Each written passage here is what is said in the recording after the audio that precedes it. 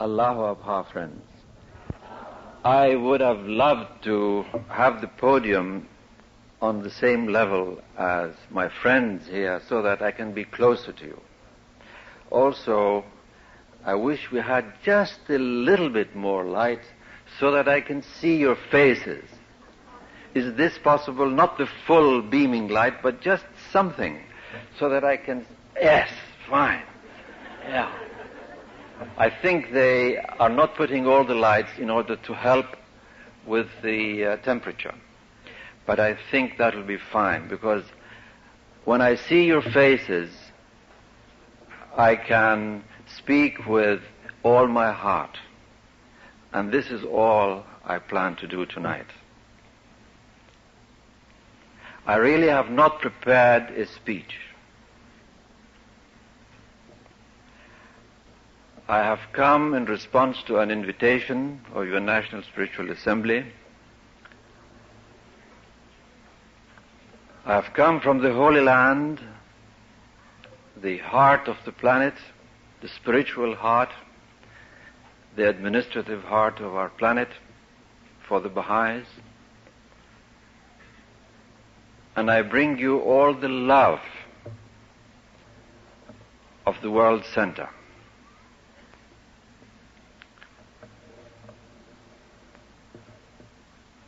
As I talk to you tonight, to me you are a cross-section of the Canadian Baha'i community. You belong to a country whose rulers have been addressed in the Kitab-e-Aqdas by Baha'u'llah himself and called upon by him to bind the broken and to crush the oppressor.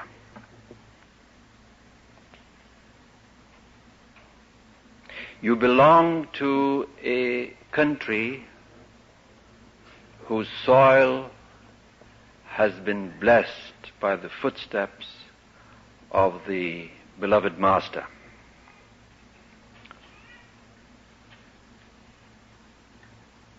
A community whose members are partners with the United States Baha'i community, partners in the reception of the tablets of the divine plan, co-heirs of those tablets, those immortal tablets.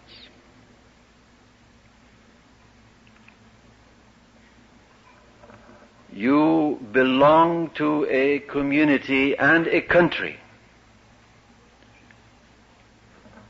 about whom Abdul Baha wrote that he saw a bright future, a great future, a glorious, he says, future, both spiritually and materially for Canada.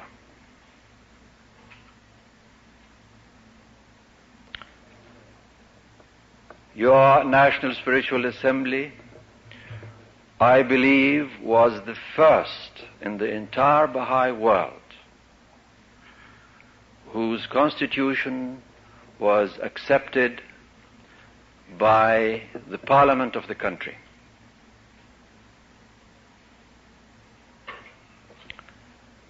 Your community has, moreover, produced distinguished hands of the cause and great servants of this wonderful faith. And a martyr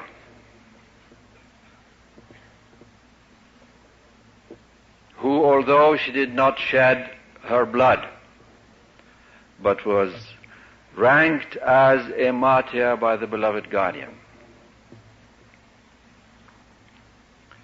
a community that can pride itself in having produced for the beloved guardian his consort, his one and beloved consort, that he called his shield and protector.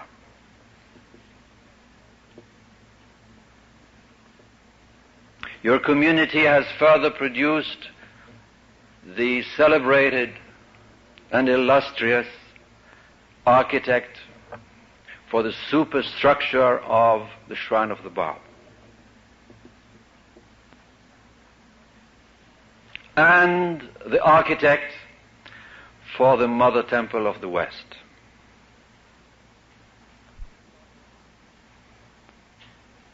Your community, through your National Spiritual Assembly, has been responsible in being not only among the first, but I can say with confidence, the first National Spiritual Assembly in the entire Baha'i world who, during this period of persecution in Iran, succeeded in forging such close and cordial ties with the authorities in this country that enabled many of the persecuted and downtrodden Baha'is of Iran to find refuge in this country. Furthermore, I don't know of any other national community in the world that can pride itself in having 3 international agencies serving the entire Baha'i world. One for the Baha'i studies, the other for health projects, the health agency that has been established here, and the third for development projects.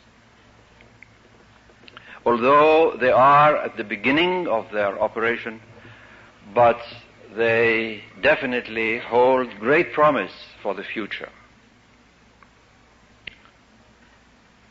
These are the distinctions of your community. And from the vantage point, if you like, in Haifa, those of us who are privileged to be there and serve there, we see these wonderful things in this country and in this community. We should all be grateful to Baha'u'llah that he has bestowed such blessings upon you all. May we all be deserving of these precious and wonderful blessings.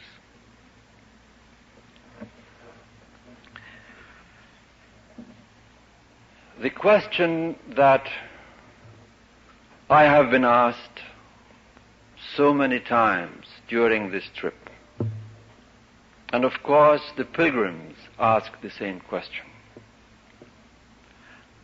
The question is, how long will the sufferings of Iran have to continue? You know, there is a prayer written by the beloved guardian over 50 years ago that I know that my Persian friends here, most of them would probably know it by heart. Rabbana wa malazana azil kurubana. In this prayer, Shoghi Effendi asks 2 questions. One is there any refuge, any haven for us save thee? Addressing Baha'u'llah. And the second question is, how long Will this injustice, will this oppression continue? How long shall we endure this tyranny? To the first question he gives his answer in the prayer itself.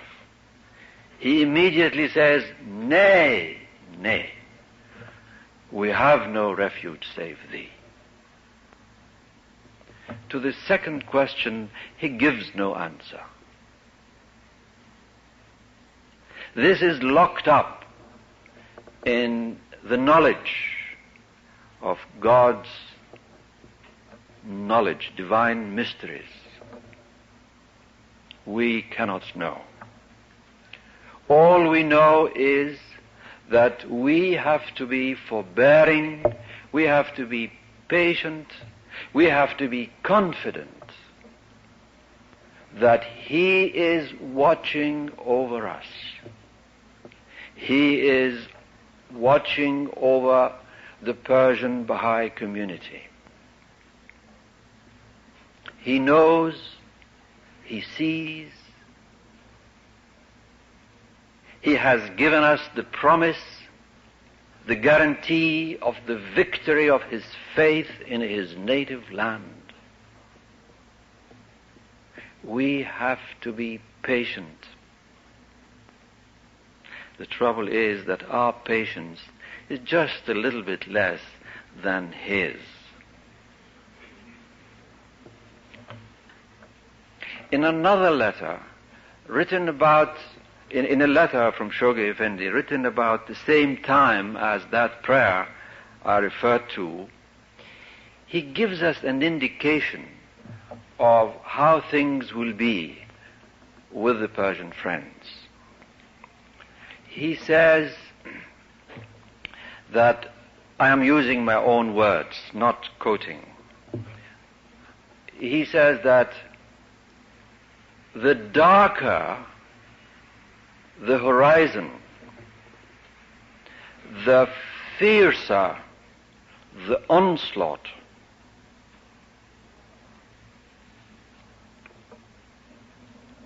The more the friends are encircled from all 6 sides, from every direction, the sooner will that day come. And therefore he calls on the Persian friends not to be perturbed, to stand firm, to trust in Him, so that these final stages may also pass by and the promised triumph may appear on the horizon.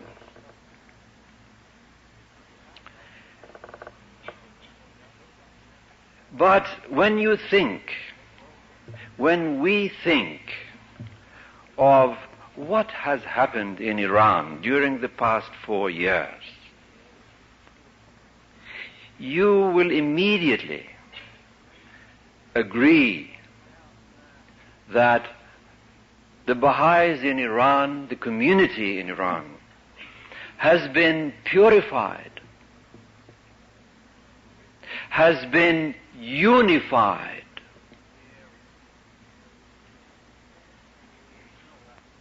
has truly made great advances in spirituality, detachment, in dedication.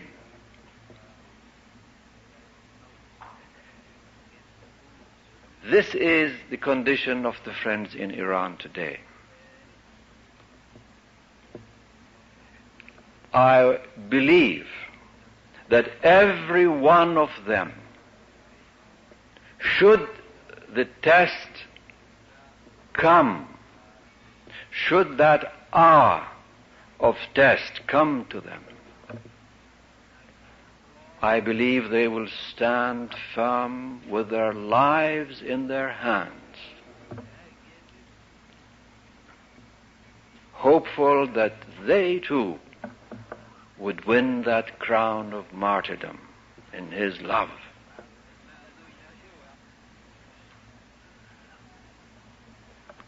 as to the Baha'is outside Iran, you know better than anybody else what has been achieved through the blood of the martyrs, through the sufferings, the sighs of the oppressed. In one of his tablets, Baha'u'llah says that from every drop of blood shed in his path,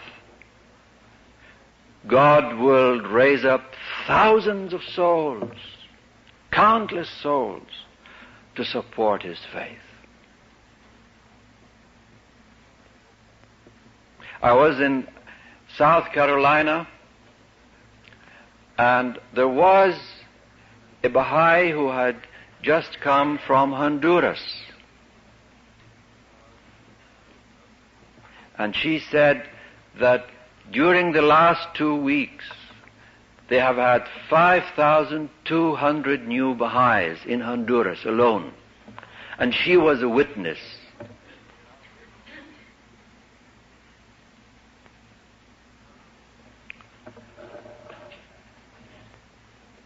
Shoghi Effendi, in his writings, wanted that the national assemblies of the world would forge such close ties with the media that the faith would be proclaimed everywhere, far and wide. This has been achieved, friends, thanks to the sufferings of the friends in Iran. He wanted the faith to be explained in favorable terms to those in authority in the free world. Thanks to the blood of the martyrs, the doors were opened. And representatives of national assemblies have been able to effectively present the faith with emphasis on the right teachings, the true aims and purposes of the faith to government officials everywhere in the free world, also in the third world. He wanted, Shoghi Effendi also wanted the faith to be given and explained to the intellectuals, the leaders of thought, what he called the erudite. This too was achieved. Maybe to a lesser extent, but great strides have been taken, and it is hoped that greater and more glorious steps will be taken in the future. So you see, we have reaped a very rich harvest outside Iran.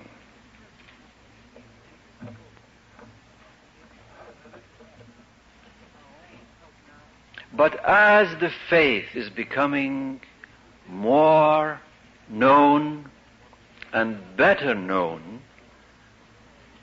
in various quarters of the world,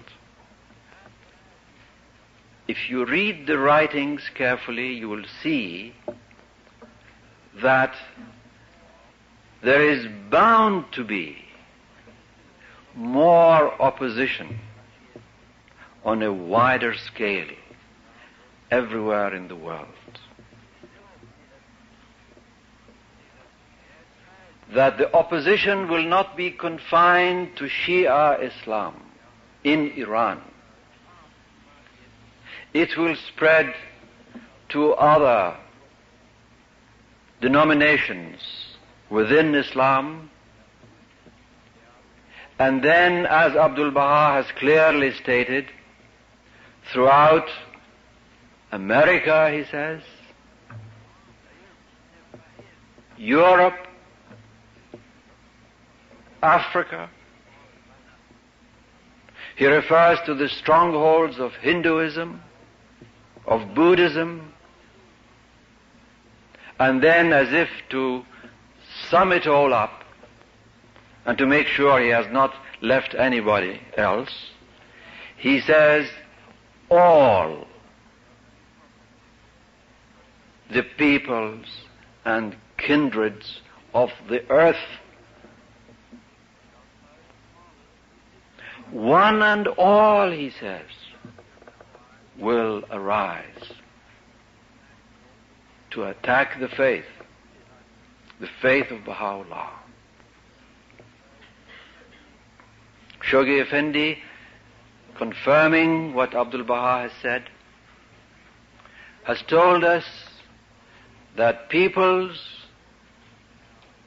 nations, religions will successively arise to oppose the faith.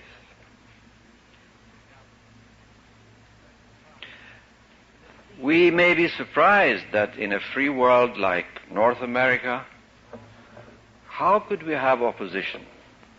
Of course we will. We have had it already. I just referred to South Carolina. Already there, the churches in the villages in South Carolina are telling these poor black Baha'is, many of them illiterate, they don't know where Iran is exactly maybe. They say, see, they are killing you. If you come back to the church, however, no one can touch you. Shoghi Effendi speaks about intellectual tests that will surround the Baha'is of the West. He speaks about those who will arise to sap and destroy the unity of the Baha'is,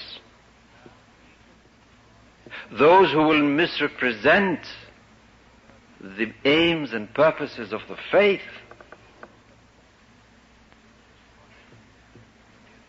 those who would like to see the faith uprooted, root and branch.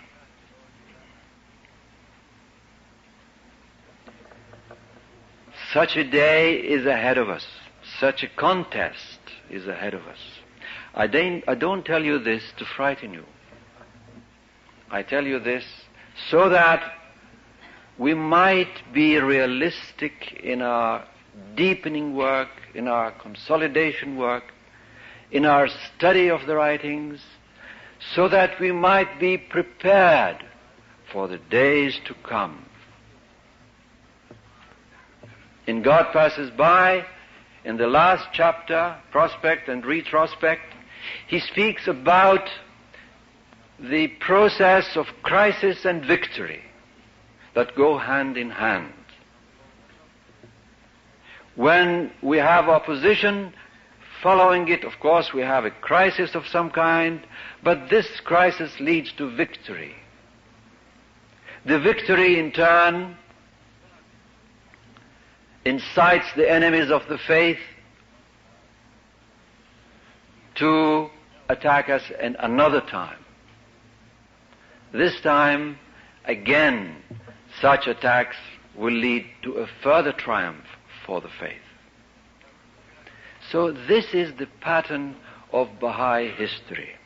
It has been so, and it will continue to be so until that promise of Baha'u'llah would be redeemed about the universal recognition of his faith and the universal triumph of his faith.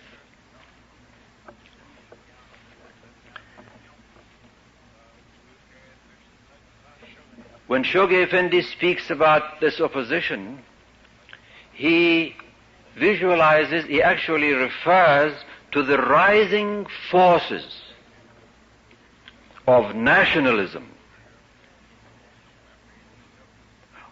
of racialism,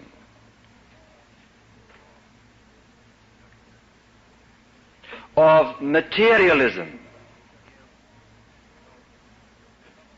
of secularism, In another letter referring to secularism, he calls it haughty intellectualism.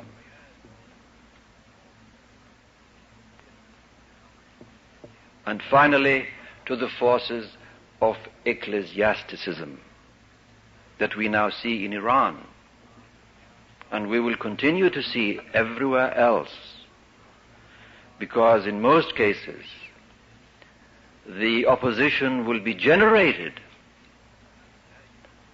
however quietly, by the strongholds of religious orthodoxy and religious bigotry. Such is the picture that Shoghi Effendi has drawn, has painted for us, not only in the West, but throughout the world. And as I said earlier on, we have no choice but to prepare ourselves for that day. And what we see today happening outside Iran is not at all that great tempest, that great storm that he has forecast. There are little winds, very much like the rain we had this afternoon. That's all. Not the real storms. Those are yet ahead.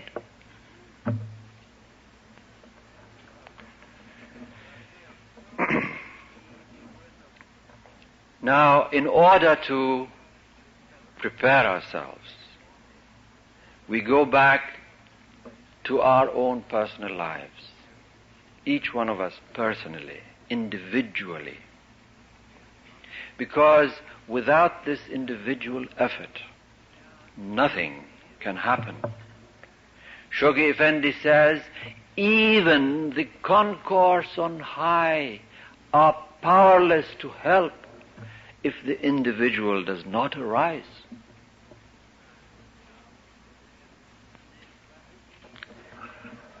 It is the individual, in the last analysis, that really counts. He is, Shoghi Effendi says, the brick on which the strength of the entire edifice depends. The stability of the entire edifice depends. And how can we achieve this?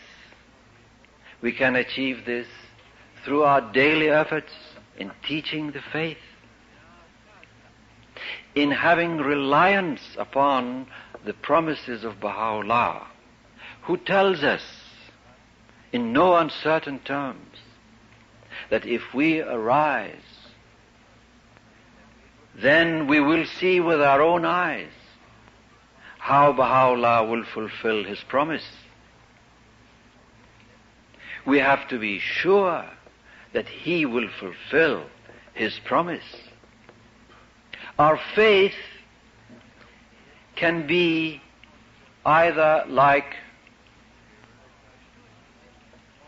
someone standing far from where the fire is burning and seeing a smoke and saying, where there is smoke, there must be fire, and then signing the declaration card. This is maybe one form of faith, but is it enough? Surely not. What we should do is to fortify our faith, individually, our belief in Baha'u'llah. This should be strengthened, fortified. It can be fortified through study of the writings, through exposure of our souls to the holy word, the creative word, through teaching the faith, through sacrifice, either through contributions to the fund, or through our daily efforts, through a self-assessment, a self-examination of where am I? Where am I going? What is this life all about? This realization of where we are, this is absolutely essential so that faith can be transmuted, changed, developed into certitude. Otherwise, faith alone will wobble when the test comes. It needs to be strengthened and fortified. It should be protected. Shoghi Effendi says it should be protected, fortified, and exemplified. He uses 3 verbs regarding our faith. Like a flame which is in our hearts, not down there in the valley somewhere or up the mountain with some smoke rising in the sky. No, a flame within us, a flame which generates heat, a heat that you can feel, a heat that you can transmit. That kind of faith that you carry with you, you have to protect it. You put a glass around it, you protect your flame. But that's not enough. You have to increase that flame. And then to allow it to reflect itself, exemplify itself in all our deeds, all our actions, all our words. This will touch the hearts. Otherwise, there will be nothing but empty words. And the world is full of words. The world actually is tired of words.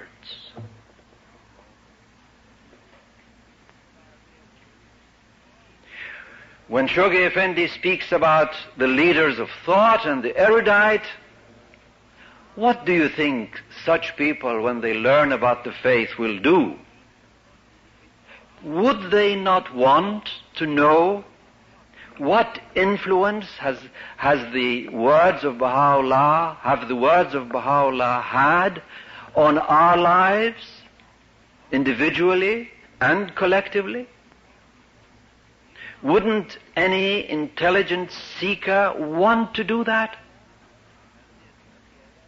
Wouldn't he want to know whether that blueprint on the shelf, however beautiful it is,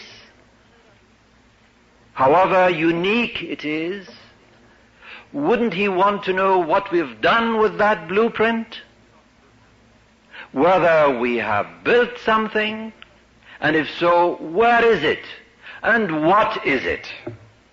Does it agree with the original? Or is it something different that we may have wanted to build or possibly improve upon the original? This is what they want to see.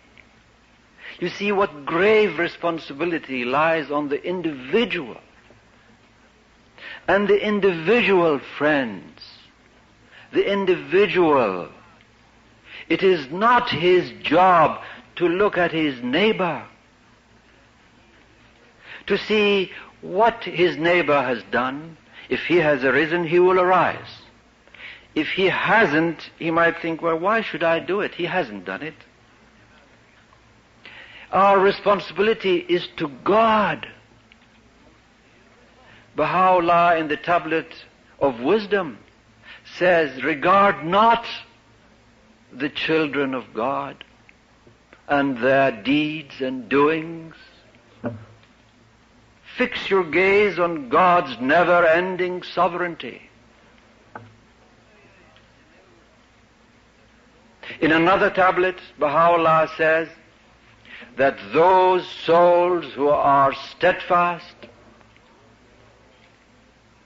those souls who are the true believers, will consider themselves to be the sole helpers of the cause.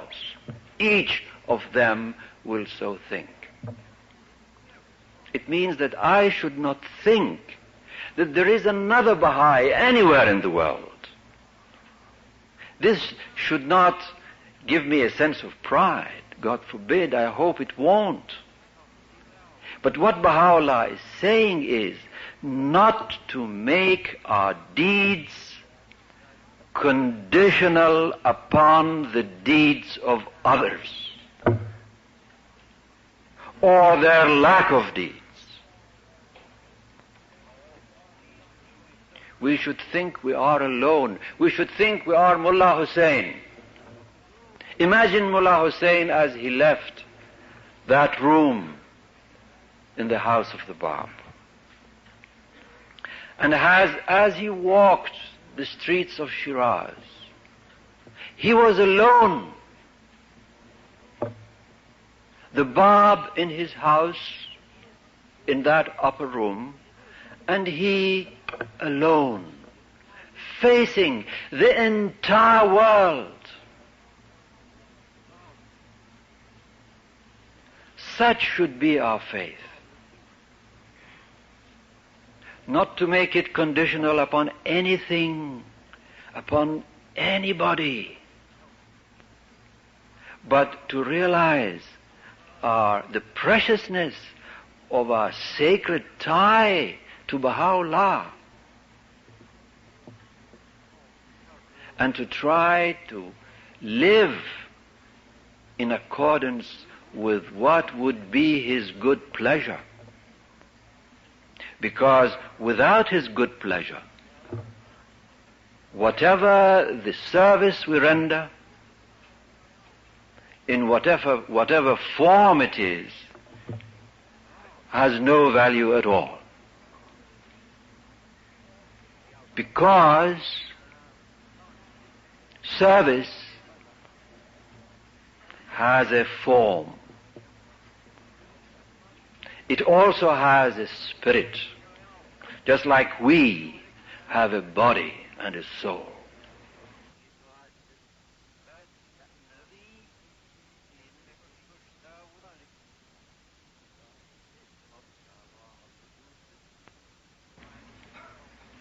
Service has a form and has a spirit. My understanding, friends, of the writings is that the form is of no value. What counts is the spirit. There may be 9 chairs in Haifa, and I may be sitting on one of them.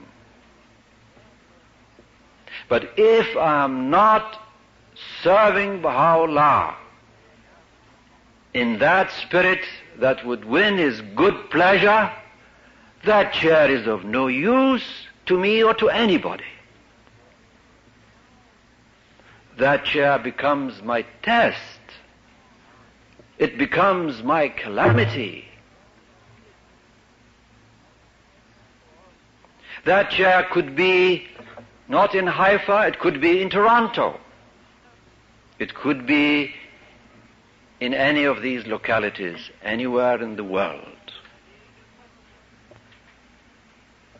The chair is only important as an instrument, maybe, that through that chair, through that position, through that function, we might be given another opportunity to serve him.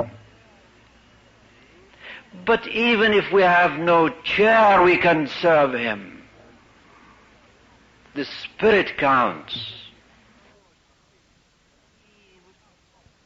Now, there is a prayer in the prayer book revealed by Baha'u'llah on the occasion of Nowruz.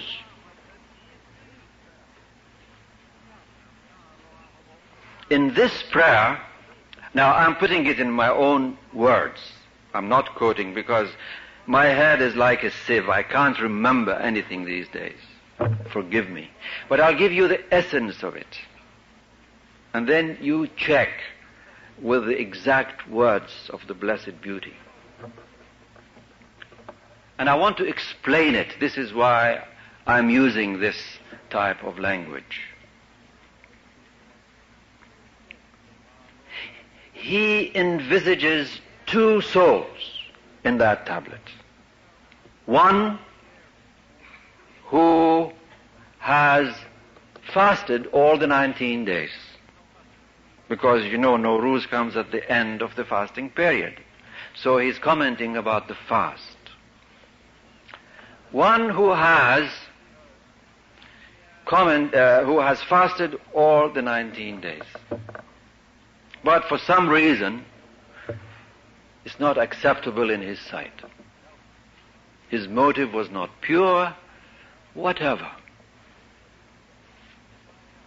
Baha'u'llah says that in the sight of God, in the presence of the Almighty, such a person has not fasted. Although the poor man fasted and got up every morning and so on and so forth. He has not fasted. Not only that, he has committed every iniquity in the eyes of God. Then he envisages another soul who has not fasted, but he has that purity of motive, that goodly, radiant heart, that detachment, I don't know, that thing which has won him the good pleasure of his Lord. In the eyes of God, he says, that man has indeed fasted all the 19 days. And not only that, but he has performed every goodly deed from eternity to eternity. And then he goes on to say that every deed depends upon his acceptance. So it is not the form. It is not how active I appear to be, how much I run about, how many files I have at home, how many committees I am on or assemblies I am on or any of these things. None of these things count. You know, there is a little story of, you may have heard this, of a man who was in Arabia, and he was having his long obligatory prayer next to a path where the tourists normally would pass, so he chose that special spot to have his obligatory prayer there. And so as he was praying and the tourists were passing by, and they looked at this man and the heat of the sun and the desert and the sand, and performing this wonderful prayer, they said to themselves, "Oh, how wonderful! What great adoration, what great worship and devotion." Our worshipper heard this and he liked it. And so he stopped his prayer and he turned to the tourists and he said, "And you don't know, I'm also fasting."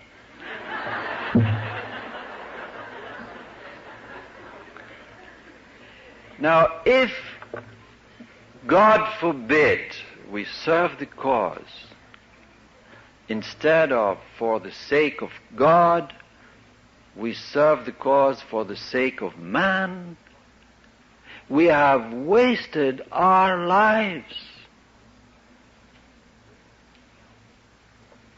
This life that has been given to us, we don't know its duration. No one knows. To some, may be given 80 years or more. To others, less. To still others, very much less. As I am speaking to you tonight, I might drop dead right here, now.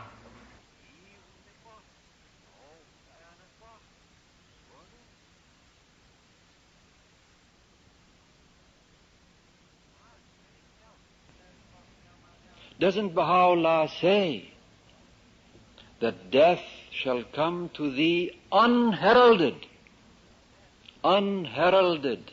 unannounced? Who knows? How can I afford, how can we ever afford to postpone this service to some other time and then carry on with our lives exactly as we have been doing? And go, God forbid, to the next world, not as we should go, not as much as we would like to go, with our hands not quite so full, and perhaps rather empty. This is the point, I think, that if we, as individual Baha'is, come to realize who we are not believers only in the Baha'i faith. If you read the writings, you will see that he expects us to be lovers, not only believers. Indeed, he expects us to be intoxicated lovers.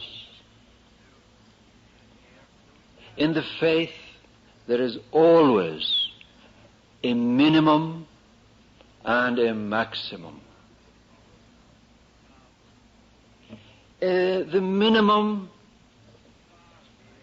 is just passable. Is this what we really want to do with our lives? The rock bottom minimum? When he stands there and he invites us to scale loftier heights, to reach the summits, to reach his good pleasure, that's what he wants us to be. He produces Abdul Baha. He tells us, follow him. That is the standard. His teachings are the standard.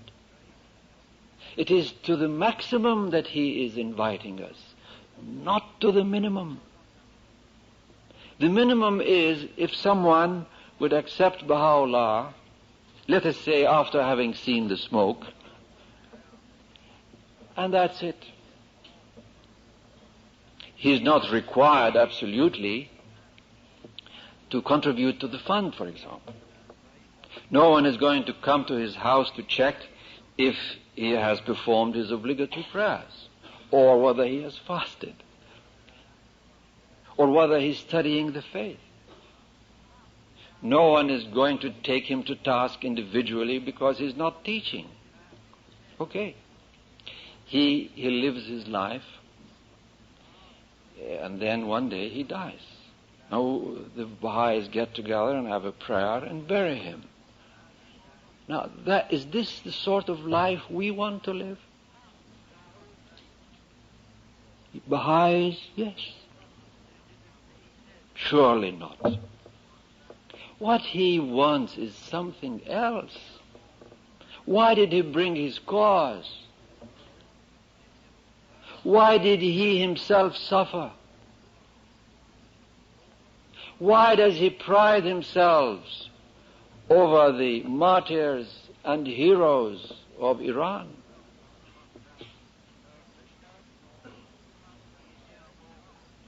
Why does he have all those exhortations in his writings? You can go on naming them, but that is the purpose of our lives. We should plod on, confident that if we arise to serve his cause, he will assist us. He has told us over and over again, in the teaching work, for example. Someone wrote Shoghi Effendi about wanting to teach and wanting to pray about the teaching work. Pray, he says, that Baha'u'llah may send you receptive souls. Because he will send them. This is a promise. He will send them. But who will he send them to? If the door of my heart is closed and locked up, if the door of my home is closed and locked up, if I really have no time for Baha'u'llah in my life, do you think that Baha'u'llah will send his waiting souls to me in this condition as I am? Surely not. He will want to see who is ready to receive such a guest, because they are children of God who are seeking him. He will send them to those who are ready to receive them, who long to receive them, who supplicate and implore him that he send such souls to him. He will send them to such souls. So, this is the thing to do, to arise, to put our trust in him, because he will send us his waiting souls. And it will be very easy to attract such souls to the cause, to convert them, to help them to accept the station of Baha'u'llah. It will be very easy. This is our duty, friends. Shoghi Effendi, speaking about the hosts of the kingdom, he says, let the doubter arise and ascertain for himself the truth of Baha'u'llah's promise. In other words, Shoghi Effendi even accepts the doubting Thomas. He doesn't tell him, get away from here. Why are you doubting? He says, come, my boy. Come, my girl. All right. As Abdul Baha says, it's not man's right to test God, for it is God's right and privilege to test man. But nevertheless, okay, you doubt. All I tell you is, arise. And if you're not convinced, you will be convinced that the hosts of the kingdom will rush forth to aid you, to assist you, to confirm you, to inspire you in what you should do and what you should say when talking about your love for Baha'u'llah to that contact. We belong, friends, to a religion God's religion for man today. We don't belong to a club. This is a living, pulsating religion. We should have trust. We should have confidence in the words of Baha'u'llah. And we should carry on with our work with full confidence that not only will He redeem this promise, but He will redeem all His promises. Yes, the opposition will come. And as it is coming from this society around us, that society will continue to disintegrate. While these processes are going on, you see the faith of God advancing. You see it gaining strength and going from strength to strength, expanding, consolidating its roots, thrusting out its branches, not only in one country or one continent, but believe me, everywhere. Until, as Shoghi Effendi says, through a mysterious operation of His will, suddenly, he says, suddenly, he uses the word suddenly, and possibly through or after the calamities which are ahead, the convulsions and commotions which are yet ahead,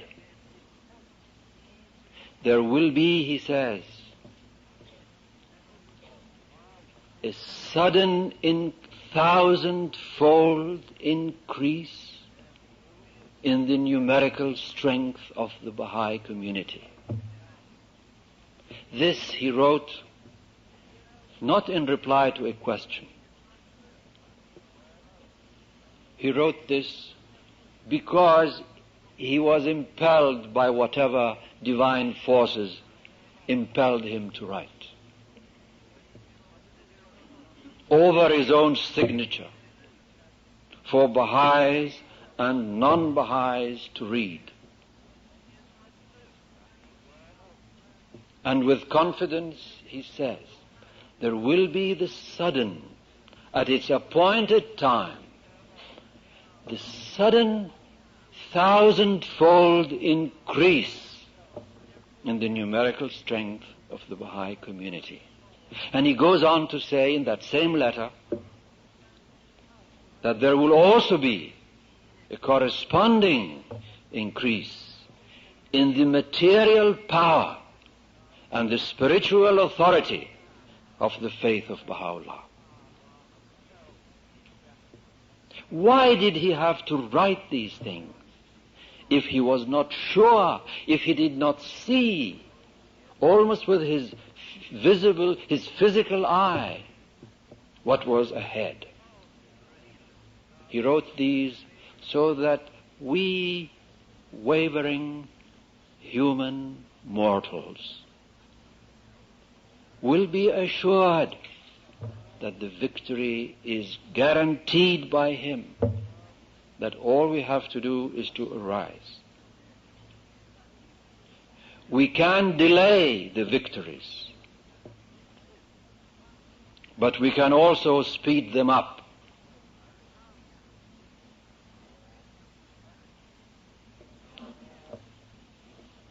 But the victories will come.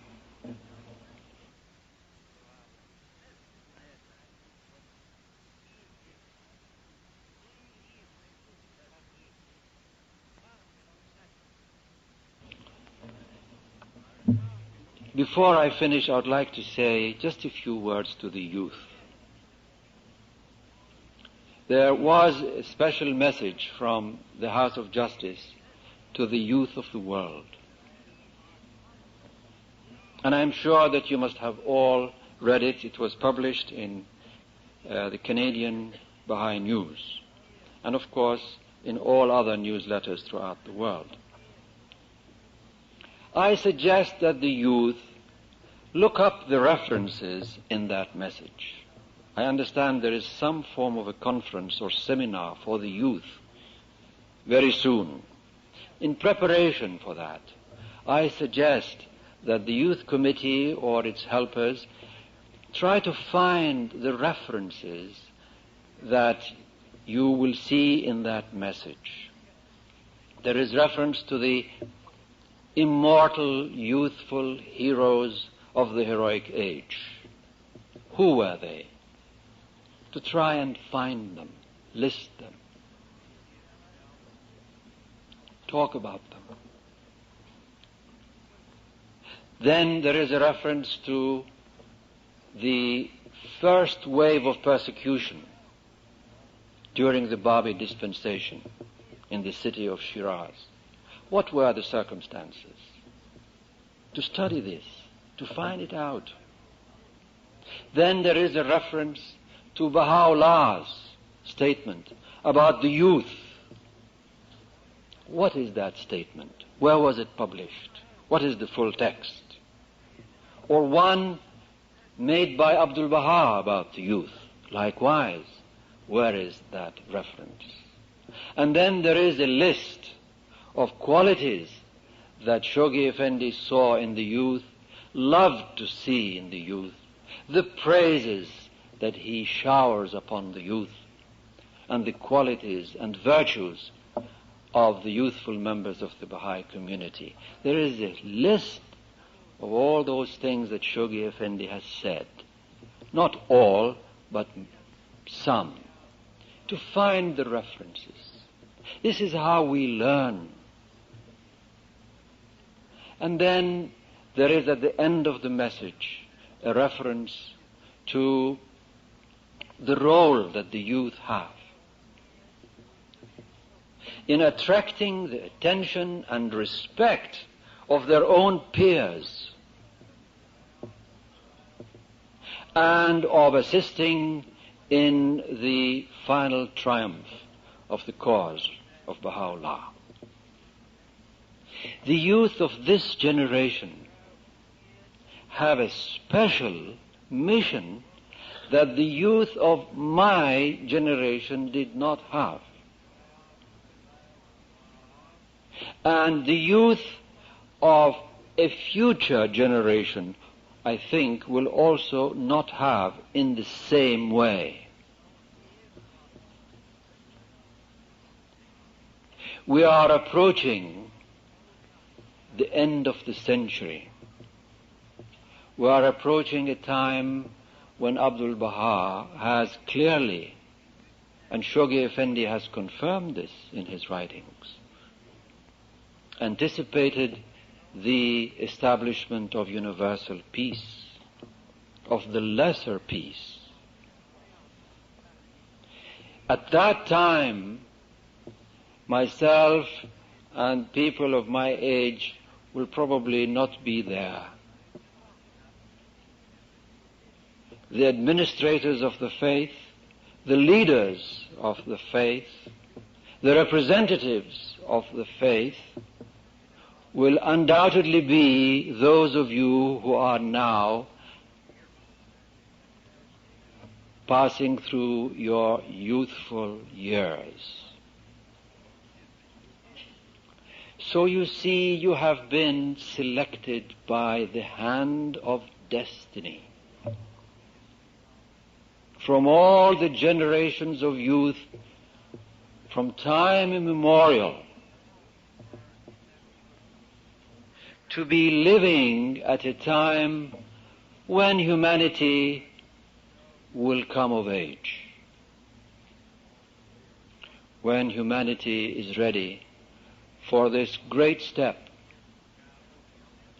in its collective life, when there will be far greater receptivity in the world. You will be living at that time. So you see how important it is for the youth of today to prepare themselves and not waste a single day, a single hour without studying and preparing themselves for that wonderful day ahead. Thank you very much.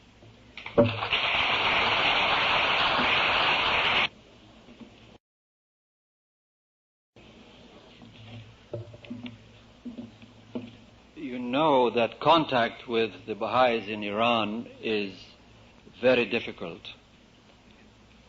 But whenever there is an opportunity, when someone is traveling, for example, or other opportunities present themselves, yes, messages are sent and news about the achievements of the friends outside Iran are sent to the National Spiritual Assembly, which in turn conveys it in a wise and safe way to the friends. And invariably, these reports of victories won or steps taken on their behalf cause them great joy and pride and gratitude.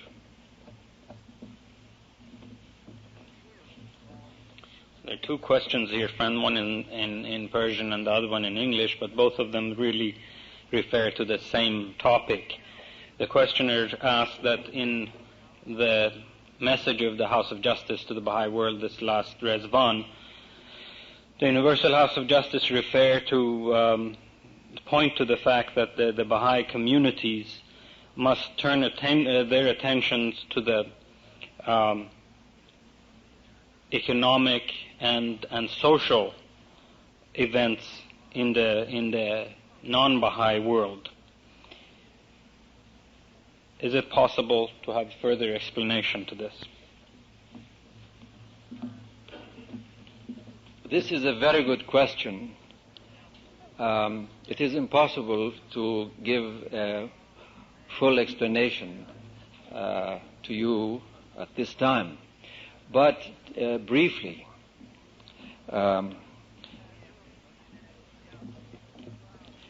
development projects, so to speak, particularly in the educational field, are not a new thing for the Baha'i community as a whole. First of all, you must remember that when creating the institution of the Mashriq al-Askar, Baha'u'llah envisaged a central edifice for worship and dependencies around which devote themselves to humanitarian, scientific, educational pursuits of man. Abdul Baha, as soon as he felt that the conditions were ripe, immediately instructed the friends in Iran to have schools, educational schools. And as you know, the tarbiyat and other schools were established throughout the whole country, and then later, of course, had to be closed. But you see, this is the pattern of the development of the Baha'i community. Now, the House of Justice, looking at the present situation, the general goodwill that has been generated throughout the world for the faith, felt that it was important now for national spiritual assemblies, to the extent that it is possible, to engage in such development projects. In other words, first, in countries of the third world. Second, if the maturity of the Baha'is of that particular national community will permit such a development. And third, if the resources allow. Within these limits, the House of Justice would like to see such projects being initiated by the Baha'is, under the control of the Baha'is, in order to assist the Baha'is and non-Baha'is alike in countries where such need is indeed required. Now, this is not something that we have to do or we can do between now and Rizwan and accomplish everything. This is a long-term project, and your community will be receiving instructions from the Universal House of Justice about how to go about these development projects. And while I am on this point, I would like to pay tribute to the pioneers who have arisen from this country and have gone to foreign fields, particularly in the Third World. They have been brilliant. They are a pride to the World Center, to the House of Justice. They are not only a source of pride to you as a community, but they are a source of pride to the House of Justice. Although in number they come after the Persian Baha'i community and the U.S. Baha'i community, but I dare say that in quality they almost surpass everybody. They have shown a sense of responsibility, a sense of sacrifice,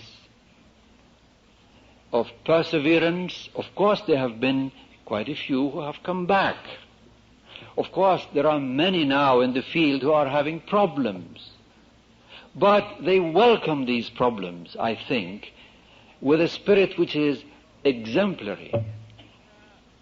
And what's more, Canada has been able to produce both English-speaking and French-speaking pioneers, youthful pioneers, who have been extremely useful in the past.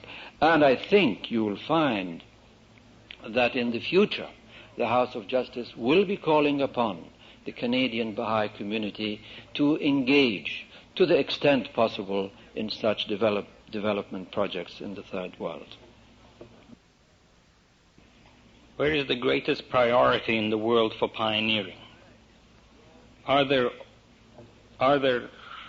all countries open to the faith?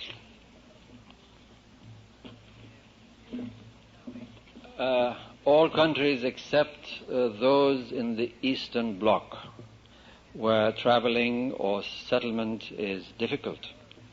As to priorities in the pioneering field, this changes from year to year depending upon the needs of the cause. I suggest that this matter be presented to the National Spiritual Assembly, and I'm sure they have the information, they are in contact with the House of Justice, and they will be able to guide the pioneers to places where pioneers, and particularly Canadian pioneers, are needed. And I know I am speaking on behalf of the National Assembly when I say they need devoted, knowledgeable pioneers, preferably youthful pioneers, to go out into the field, and if possible, self-supporting, because the demands on the National Fund these days are very great. This question asked, we would be grateful if you could speak about the requirements of local spiritual assembly development, particularly so far as North America is concerned.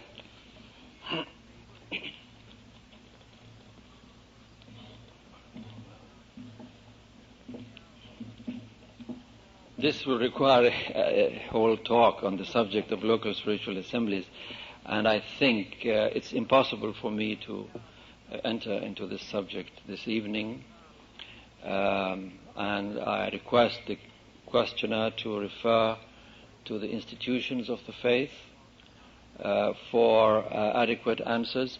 I, in fact, urge that dear friend to study the writings, because it's all there.